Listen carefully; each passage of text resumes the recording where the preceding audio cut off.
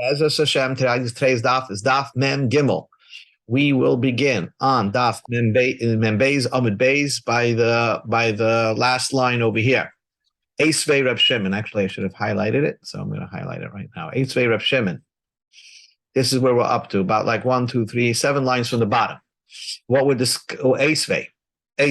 So that's where we're up to.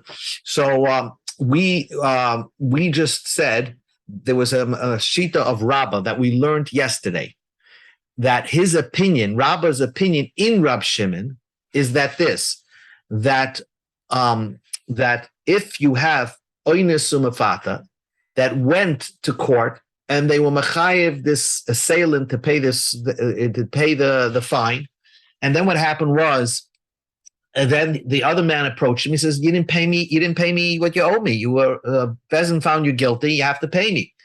He denied it, and then he does tshuva.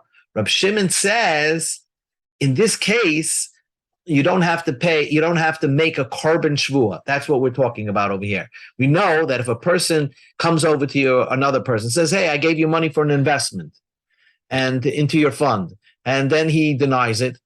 He said, "You never happened." And then he admitted that he lied. And then he said, I owe you the money. So the Torah says you have to pay Keren, Chaimish, and Asham. You pay the principal back, 20% more, and you have to bring a carbon. But that's only if you denied Mammon. If you denied Knas, everybody agrees, then you denied a Knas, a punitive damage. Then, what the Torah imposed upon you, then that you don't bring a carbon shvuah. But what we're talking about over here, if the court found the person guilty of the fine of oines umafata, and he was found guilty, and then, so really there's no way that he could moida b'knas and get out of it. He has to pay the fine. Then when they approached him to pay, he denied that he was ever found guilty and this whole thing ever happened. So Rab Shimon said that even Rab Shimon would hold that even though really he should be obligated to pay, the kefira is not a denial, because since it originated from a knas, the whole originated payment came from a knas. Okay, Eisvei, Rab Shimon poiter. Rab Shimon says you're potter if someone approached somebody and said, "You are oines umafata, my daughter," and he says, "I never did it." And so Rab Shimon says if he swears that he doesn't owe money, Rab Shimon says if he agrees and then finally admits that he lied, he's potter from bringing a carbon. Why? Because he doesn't pay the knas based on his own admission, right? Because this is not if he would actually admit that he was oines umafata his daughter, he wouldn't have to pay anyway. So the Gemara says, Tama, the whole reason of Rab Shimon's patur of a carbon deloy amad bedin, because they didn't go to court. Ha amad bedin, but if they did go to court, that once he was found guilty in court, then mishalim al piatzmai, in that case, he really has to pay. There's no way he can be moida. Once he was found guilty in court, and therefore the punitive damage of oines, the chamishim shkalim, now turns into a financial obligation. And therefore he can't just admit his way out. So therefore, carbon shvur nami mechayev. Then, according to Rab Shimon, you would be obligated to bring a carbon shvur in case you swore falsely, and that's not what Rabbah said. Rabbah said, according to Rab Shimon, that even in this case, you would still not be obligated to bring a carbon shvur. So, answers the Gemara. The answers the way Rabbah will learn this brisa is Rab Shimon l'divrayim l'divranim kamruhu. Rab Shimon was speaking and trying to understand the opinion of the Rabbanim. He said, "Lididi, according to my opinion, afagav the Amad Bedin, even if the court found the guy guilty for oines mafata, and then he made this whole denial, and then he admitted, Rachmana patre, the Torah says yopata mevikichesh. Torah says you don't have to bring a carbon shvuah. Why? Because it's not similar to the examples that the Chumash brings. The examples that the Chumash brings is if you deny something, like you deny a loan, you deny somebody gave you an investment. Here, this originated at Knas, and therefore you don't have to bring a carbon shvuah. But according to you, so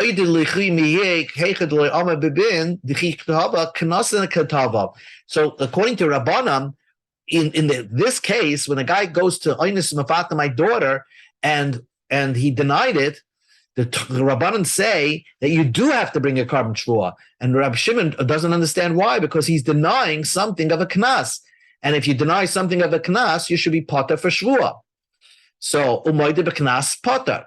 So the Gemara says, "Rabbanan sabri." We go to Gimel Amud Aleph. Rabbanan sabri. Rabbanim hold ki katava boishes upagam katava. When the guy approached him and asked him, "You are oinus mafata, my daughter," he wasn't asking. He wasn't trying to ask him to pay the knas. But basically, he was asking him to pay the mumminous part of the knas, because in oinus mafata, it's like a hybrid case.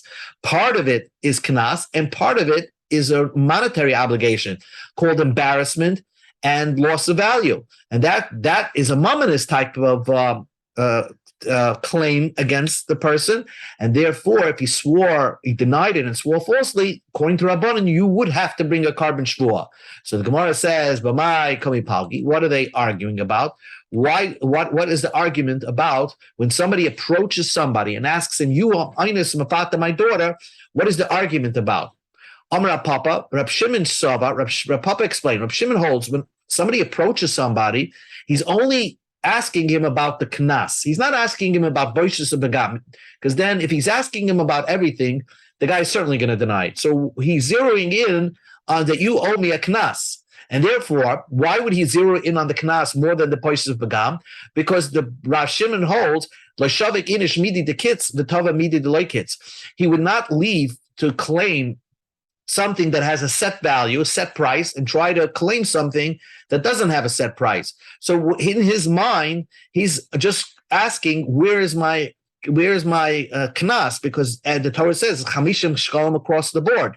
Boishes of begam could be less, maybe more, but it's something that doesn't have a set price because it depends on the person. And therefore, Reb Shimon says he's really teveya the knas. If you're only claiming against the knas, that's why there's no carbon shvua. Rabbanan sabri, Rabbanan hold loishavik inish midi dechimoide be miptar, v'tavid midi dechimoide be miptar. Rabbanan say when he's approaching him, he's not approaching about the knas, because the guy could always admit, and then he wouldn't have to pay. So he just puts that aside, and when his main intention is to claim against the guy is that you owe me baishas begam for being ma'anas my daughter, and there you don't have even if you would admit it, you would have to pay me. And that's what his intention is. And therefore, when the guy denies it, according to Rabbanan, he's obligated to bring a carbon shvua. Brand new Gemara.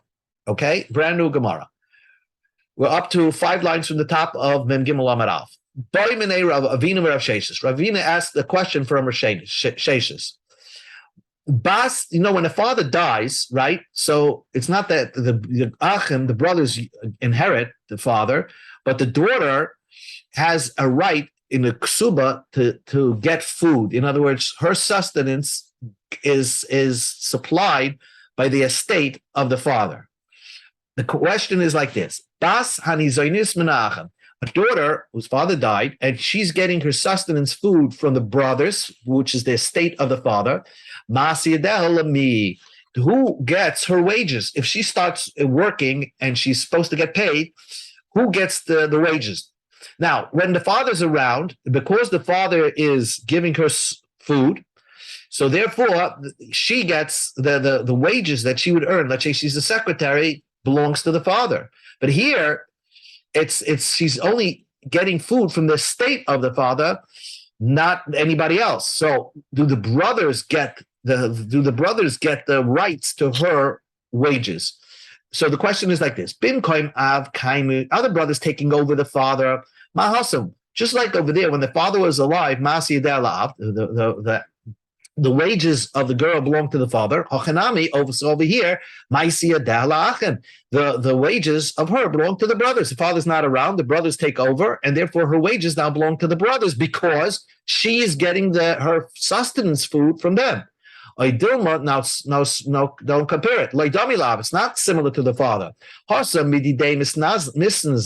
the father, the reason why the father gets the rights to the wages because it's his money that's paying out for her mezainis, for her food. And therefore, in exchange for that, her wages belong to him. But over here, by the brothers, they're not getting the food directly from the brothers. It's from the estate of the father. And therefore, her Maisi Yadayim should really belong to her, not to the brothers. So this was a question Rav Ina asked for Rav Sheshes. So Rav Sheshes said, Amalei Tanesua, we learned it. Almana Nizonis Nichse Yisayim. This is a Mishnah later on in this Masechta, that the Almana gets her sustenance from the estate of the Yisayim.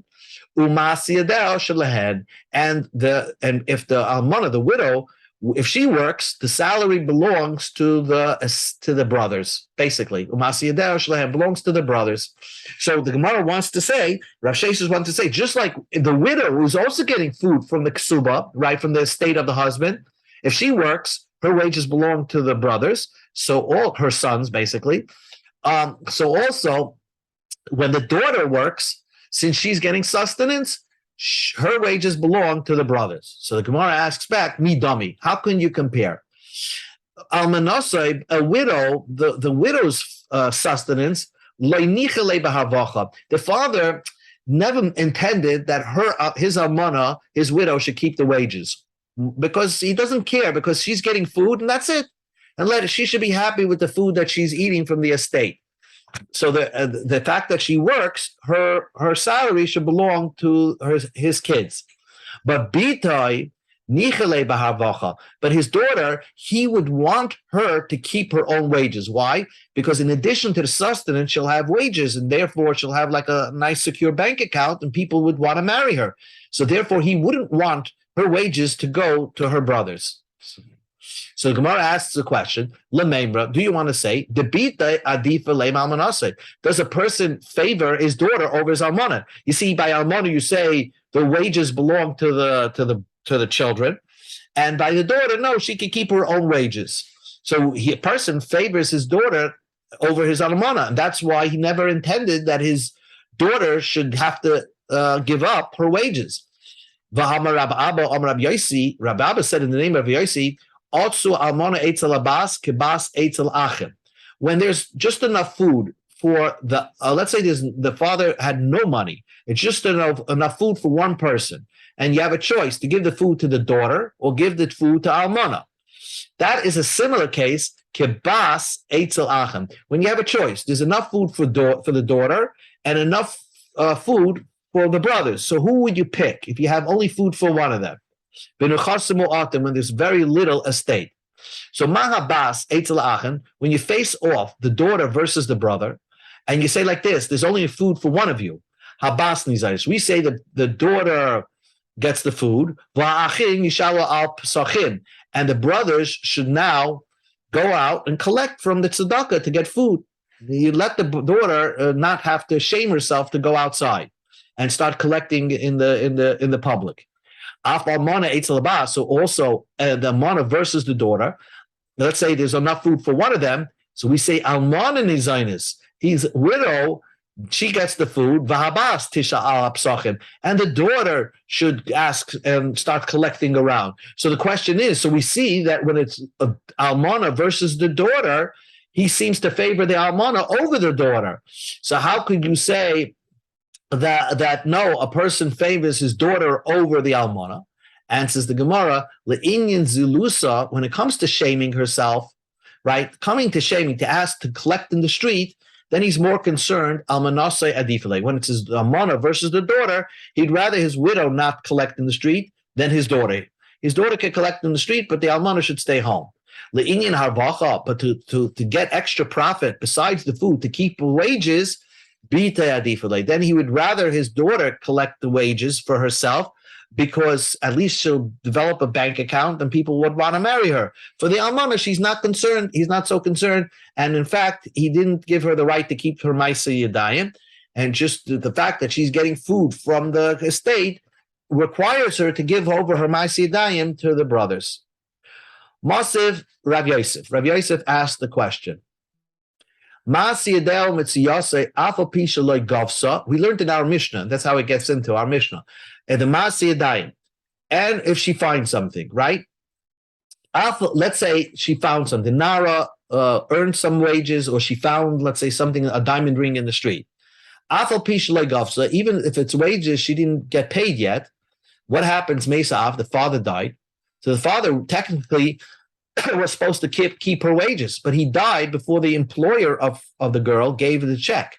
The brothers have a right to collect the wages from the employer, right? Even though it didn't come into the father's hand. So the Gemara says, Tama, the reason is the b'chaya, because she worked while the father was alive. The Nara worked while the father was alive. But if it was after the death of the father, the Mishnah says it would, if she actually worked after the father died, then it belongs to herself. It's only because she worked during the time the father was alive. Just the only thing is she didn't collect the money yet.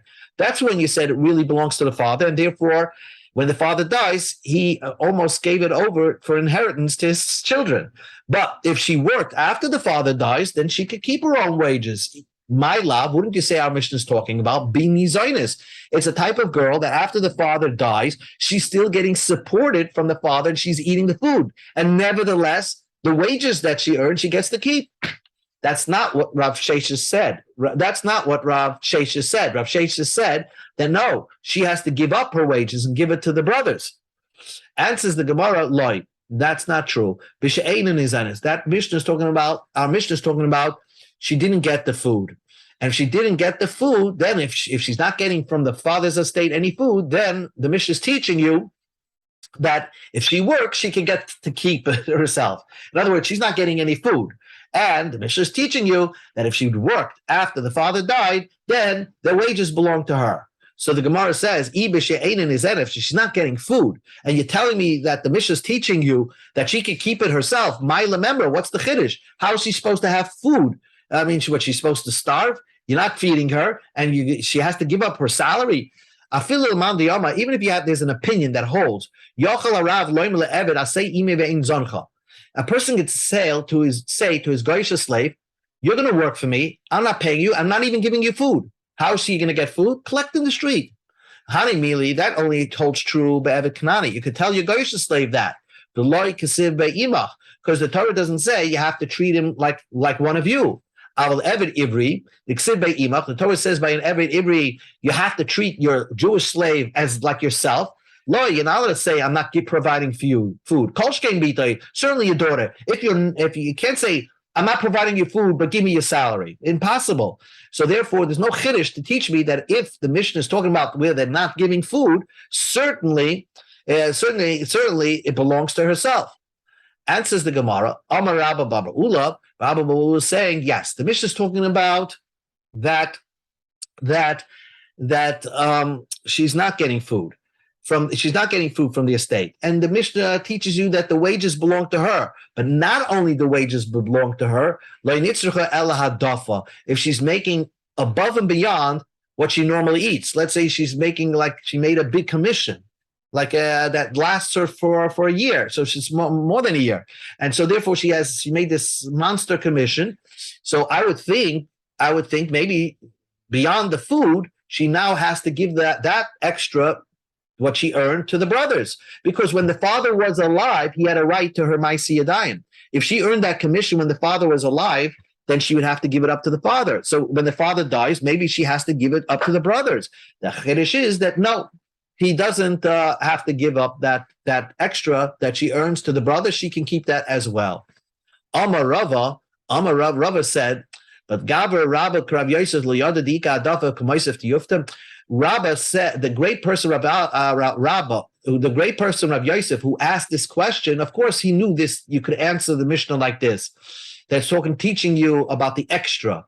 But because he asked the question, we have to look deeper into what Rav Yosef meant, because Rav Yosef has a big point over here. And based on Rav Yosef's point from the Mishnah, you can't answer this teretz. Ella Amar Rava says, Rav Yosef masnisin guf yakashile. Rav Yosef really didn't like the Mishnah itself. The Mishnah itself seems to have something with the language. The Mishnah says, Masi Adal, a Nara, that a Nara, 12-year-old girl, her wages, whatever she finds, even she didn't collect it yet. If the father dies, the brothers can take it over. So what does it mean, even though she didn't collect it? Mitziyasim Mangavya. Who is she collecting the mitzvah from? Either she found the diamond ring or didn't find the diamond ring. I can hear that she didn't collect. Let's say the employer owed her wages and didn't pay it yet, and then the father died. But she found something. What do you mean she didn't collect it from? Elalav must be hachikama. This is what the Mishnah means to say. When she finds when she works and has wages, it's as if she found something. The Torah, the Mishnah wants to compare them very tightly, and it says like this: let's say a girl finds something, right? Let's say she found a diamond ring. In the life of the father, la'av, it belongs to the father. Now, really, if the girl finds a diamond ring, we should allow her to keep it, because the Torah never entitled the father to keep anything the girl finds. But the Chachamim said that no, if she finds something and she finds something very great, the father should be able to have rights to it, because after all, he doesn't really have to give her food. Because she's giving food, we say that anything she finds belongs to the father. But la'achar misab, after the death of the father, certainly nobody agrees that it belongs to the brothers. If she finds a diamond ring after the father died, la'atzma, she gets to keep it. So af ma'asiyadeh, so wages also, even when she gets supported. B'chaya av, when it's the life of the father, la'av, it belongs to the father. La'achar misas ha'av, la'atzma, after the death of the father, she keeps her own wages, because it's like mitzvah. It's something that's not given over to the children. In other words, the right that the father has the right to collect the wages that his daughter works, that's only the father has that right. But it's not something that he gives it over as an inheritance, that right, to his children to collect from their sister when she works. So after the death of the father, la'atzma, it belongs to herself. Shma mina, proof positive that it belongs to herself. So I just want to say, it's a machloikis between Rav Sheshis, who says that after the death of the father, she has to give her wages to her brother. That's Rav Sheshis' opinion is. Rav Yosef's opinion is, no, she gets to keep it herself. Itmaname Amar Rav Yehuda Amar Rav, Rav's opinion is, Bas hanizonis menachem, she's getting the food from the estate of the fathers, the brothers are supplying the food. Masiyadel Atzman, nevertheless, she keeps her own wages. Amar Rav Kahana, my Tama, what's the reason? What's the reason for that? Why can't the father give over the right to his daughter's wages to his children? It's like, a certain right that he has. Why isn't that part of the inheritance? So the answer is the Ksiv, Rav Kahana explained, because there's a pasuk that says, you give the Evet Kanainim that you give over as inheritance to your children. Man dies, all his slaves belong to his children. You give over the goyish slaves to your children, but not your daughters. The right that a father has for on the wages of his daughters are not part of the inheritance. Don't belong to the son. Magid teaches you a person doesn't give over the inheritance, the rights to his daughters, to his son. So Maskif lo Rabba asked the question: is that's your pasuk? Maybe the pasuk is saying that the father does have the right to give over. That means that this Maisiyadayim, he could give over to his children to collect. And that, because that's very common. That's a very common thing, that a girl works, the father collects the wages. So when he dies, the brothers can collect the wages. And what that pasuk is teaching you, the Torah is telling you that the right of oinis umafata and other knossos, right? And if somebody damaged her, whatever it is, the things that are not so common, there she gets to keep it herself. There it doesn't go to the brothers, it gets to keep it herself. But Maisi Adayim, wages, which she has a steady job, that's a common, often thing that maybe the brothers do have a right. Rav Chanina taught it. The Torah is telling you that a person can't give over the rights for his daughter's oinus, mafata, knossos, and damages. If someone bruised the daughter and he's paying, that right belongs to her. They don't get the rights for that. That's what the pasuk is saying. The brothers don't get the rights for that. So now the Gemara asks a side question. Chavolis, if someone bruises the girl, What do you mean? The father would have a right to, if someone, slaps the girl, right? So she got bruised. Do you think the father has a right to that? Sarah de Gufaninu, that's a pain in her body. Even the father didn't have a right if someone hurt her in such a way that slapped her or whatever. Then she would have to get paid. Amar Rabbi Yossi Bachanina says, we go to Amid Beis, if somebody bruised her face in such a way, gave a scar on her face, that if the father was around, it's his. Why? Because he had a right to sell her or to marry off, and now she's not so attractive or whatever it is.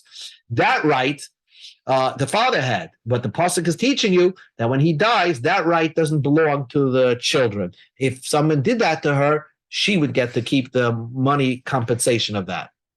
Amar Rav Zera, notice his name is Rav Zera. That was prior when he lived in Bavel. He was called Rav Zera. Amar Rav Matana, Amar Rav.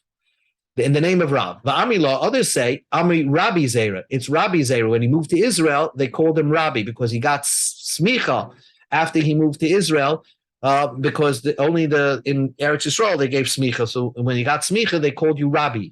Amar Rav Matana, Amar Rav. So all this, they're all saying over in the name of Rav. Bas Hanizoinus Menachem. If a daughter is getting supported by the estate of the father through the brothers, nevertheless, she keeps her own wages. The pasuk says, only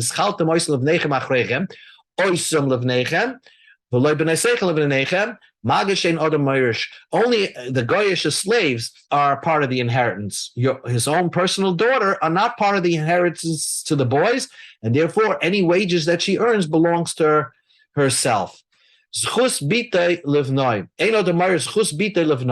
person doesn't give over any rights that he had for his daughters to his son. After he passes on, there's no rights for the daughters belonging to the brothers. Amale Avimi Bar Papi Shakud Amra. The man called Shakid made this statement. Shakud Mani. Who is this Shakid? Who is called Shakid? Shmuel. Shmuel made this statement of Ein Adam Marish Zuchuspita Levnoi. So Gemara says, Harav Amar, but didn't Rav say it? Rav was the one saying it. Look, everybody's saying Amar Rav. So why are you saying the Shakid said it? And that's another nickname for Shmuel, because Shmuel is very diligent. In other words, we always paskin like Shmuel. So Amar, anyway, you have to say Av Shakid Amar. Even Shmuel agrees to the statement of Rav that Ein Adam Marish Zuchuspita Levnoi. It doesn't belong to the sons. This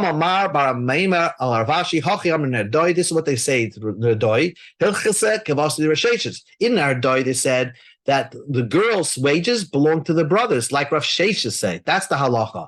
Rav Ashi Amar Hilchasek Kavos the Rav, and the Gemara ends Hilchasek Kavos the Rav. So this is the halacha. The halacha is a man dies, and the daughter, according to the Tanai Ksuba, is now being supported by the brothers and getting food from the estate of the fathers.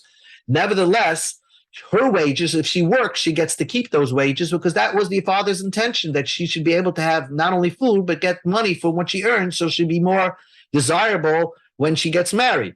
But unlike his almana, his widow, then if she happens to work, she would have to give up her wages to her children.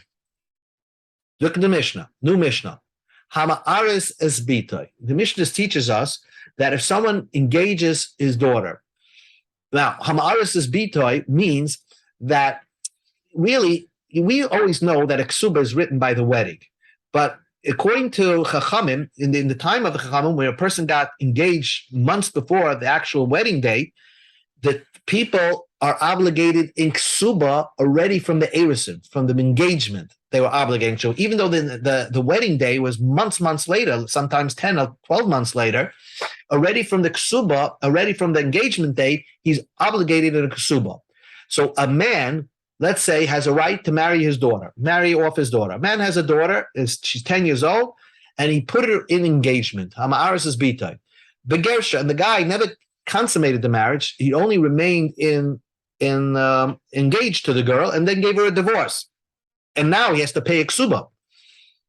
Or then she went ahead, she got engaged again, because the father has a right to engage her again, because she never really got married. She never went to the wedding day. So he has a right to give her over to Erison engagement to somebody else. Vinis Armala. And then she became an almana from the second guy. So now she collected 2 ksubas. Ksubasa shalai. The ksuba belongs to the father because he had a right. He was the one that married her off. Now the Mishnah teaches us hisia. If he actually married her off, he didn't just take her to the engagement. She actually went to the wedding day with somebody. The Gersha, then she got divorced. Now, if she got divorced, what happens? She now is in her own bailus. Her father cannot marry her off because once she actually went to the wedding with somebody, she actually married somebody completely, and then she got divorced. She has everything now. She's like an independent woman. So she got married again. But let's say she decided to marry herself again. And then she got widowed. So the Mishnah says, Ksubasa Shalah, both cases the ksuba is to her. The first case is because when is the first guy paying the ksuba? After he divorced her. Already she's an independent woman because once she was married to the Baal, she's actually released from the jurisdiction of the father. Remember this. As long as the girl is just engaged to a future husband, so the father and the husband both share in her bailus, in her ownership, so to speak, that if she makes a neder, both the father and the new husband have the right to nullify the vow. Once she's married, the father loses any power over her. She went to the wedding with somebody else, so he loses every power over her. She's an independent woman. So therefore, the first time she got married and then she got divorced, so now she gets to keep her own ksuba. And therefore, if she married herself to somebody else and got almana, both cases, the ksuba is hers. Rabbi Yehuda comes up with a chiddush, and he says, hisia, that is amal rishayna shel av. I'm sorry. The first time she got married, the ksuba belongs to her father. Even though she went to a wedding with somebody, but the guy obligated himself the ksuba already by the engagement. Well, by the engagement, as we learned, she was still under the jurisdiction of the father. So the first marriage, ksuba, was really belonging to the father. And the second ksuba obviously belongs to her. Amar Lai, no. The Chachamim disagreed with Rabbi Yehuda. Mishisia, once she went to the wedding with somebody, she went to the chuppah with somebody, ein lavi reshuspa. Her father has no jurisdiction over her. And therefore, when this guy divorced her, she gets the whole ksuba. Now, the Gemara just asks one question. Tama, what was the cases that we said in the Sefer of the Mishnah? First, she got married, and then she got divorced, then she got married again, and she became an almana. Those are the cases of a situation where a girl can have has the rights to collect 2 kesubas from 2 different people. So Tama, the reason why we gave this case, the Asiya Begersha, Hisiya and Amal. First time she got divorced. The second time she got an almana. Aval this armala trezimna, but the Mishnah did not refuse to use a case of a lady that lost her husband twice. Why? Because that's a bad omen. That would imply that this girl can never get married again. Because once 2 of her husbands died, she can't marry a third husband. And that's what the Mishnah is as an aside note teaching you. Tu leichaze lin suve. Then she wouldn't be able to get married again. So the Mishnah didn't want to use an example of such a bad example about a girl. So the Mishnah says the first time she got divorced, the second time she got an almana, and therefore it's possible for her to get married as a third time. The Mishnah wanted to teach you what, like Rebbe said, the betrei zimna, the Amma betrei zimna havia chazaka, who said, and 2 times it's already chazaka. If a girl was married 2 times and lost her husband twice, she shouldn't get married again. Rabbanan say no. You gave her 3 times to get married, and even according to some Rishonim, if a lady that gets divorced twice should not get married for the 3rd time, because it could be that she's a mazeldiga lady that causes divorces. So that's the side point of the Mishnah. The Mishnah Gemara continues and says, Rabbi Yehuda Aimer harishayna shalab. If a girl got married, went to the chuppah with somebody, nevertheless, the ksuba belongs to the father. So Gemara says, "My time with Rabbi Yehuda. Why is it? What's the reason of Rabbi Yehuda?" So Rabbi Yosef, the Amrei Tavayu, Rabbi and Rabbi Yosef both say, "Hoyel umishas erison zocha ben av." When did she get the right to collect the ksuba from the first marriage? As soon as she got engaged to the first guy. And who caused her to get engaged to the first guy? The father. even though subsequently she went to the chuppah with the guy, but the obligation on the Baal to give ksuba started already when he got engaged to her. And therefore, that right for the ksuba belongs to the father. That is the opinion of Rabbi Yehuda. Masav Rava, so Rava asked, Rabbi Yehuda, we learned in the Brisa that the first ksuba belongs to the father, like our Mishnah. But the Brisa says, Rabbi Yehuda, the Ma'aras is bita. If a guy got his daughter engaged when she was a katana, and then they didn't get married right away. Let's say 3 or 4 years go by, and she still didn't get married. She's still engaged. Ubagra, and she became an adult. V'achatach nises, and then she got married.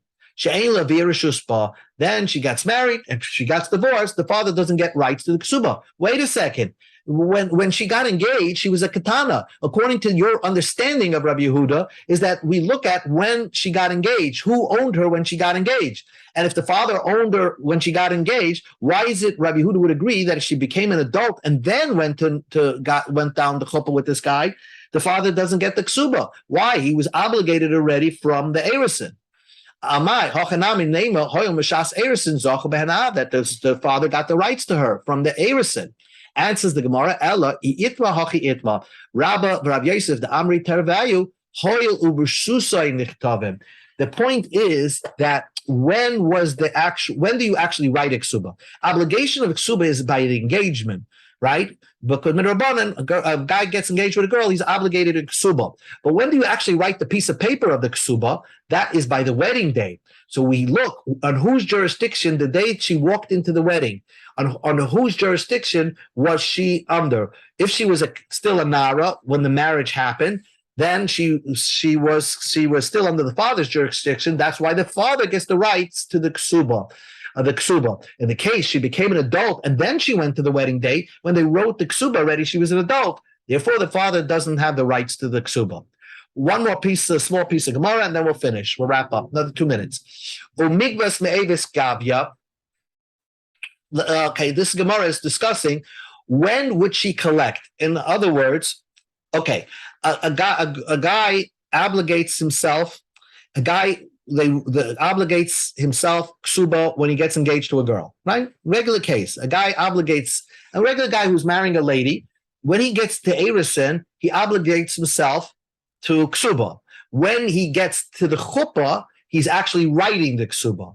But the question is, when does she have a right to have a lien on his property? From the time of erison, from the time he got engaged, or from the time that the actual ksuba was written, which is the wedding day? Think about that. His personal obligation was when he got engaged to her. Rabbanan said that if you get engaged to a girl, you are obligated in ksuba. You actually write the ksuba down on a piece of shtar only at the wedding day. So the question is, the Gemara is asking, when does the lady have rights to put a lien on property for the ksuba? Is it from the time of erison or from the time of the nesuin? So Amar Rav Huna says, Mona Messiah bin erison. The first 200, the main part of the ksuba, that obligation you could put a lien already on from erison, from the engagement. The toisefes, but let's say he adds something, which is normally the custom is that a person goes above and beyond the normal ksuba. He adds an additional amount that he's giving ksuba, that min nesuin, when they actually write the ksuba at the time of the marriage. Rav Asi disagrees. He says, both the ikr ksuba, which is the Messiah, and the extra of the ksuba that the husband just adds on, let's say he wants to give her more, let's say he wants to give her 100 more to make it 300. So both of them, min ha nesuin. The lien starts from the nesuin. So the Gemara says a question. The Gemara asks a question. All right, we'll stop. Let's leave it over here, and then you'll finish it later. But the point over here is a very important machlokes between Rav Huna and Rav Asi of exactly. We know that ksuba, the man is obligated in ksuba already from erison. It's not written down till the nesuin. The question is, when does she have a right to put a lien on his property to collect in case he sold it to somebody else? He sold property between the engagement to the marriage. So according to Rav Huna, the ikr ksuba, the Messiah, she already has a lien from the engagement.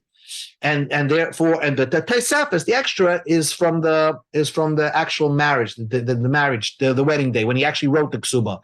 Ravasi says no, there are no liens on property until they actually write the ksuba on the wedding day. So that's the machlekes between Rav Huna and Ravasi, and the Gemara is going to discuss that more further tomorrow.